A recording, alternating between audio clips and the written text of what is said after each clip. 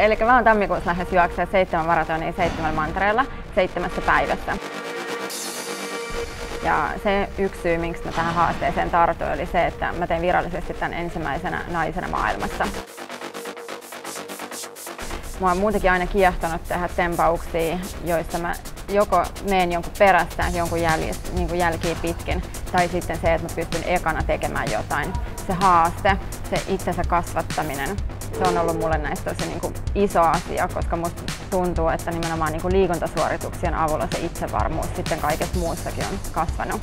Joo, kyllä mä oikeasti jännittää, koska mä tuossa viikko sitten vielä näin aika paineessa unta siitä meidän reissusta, niin sitten mä huomasin, että kyllä se varmaan on sitä, että mä jännitän, että mulle käy jotain, koska me aloitetaan nimenomaan siitä ekasta haasteellisesta maratonista, mikä on siellä Etelämantereella. Eli se on just se pahin, missä jos jotain sattuu, niin sitä se tarkoittaa, että 6 seuraavaa maratonia onnistuminen on aika huono.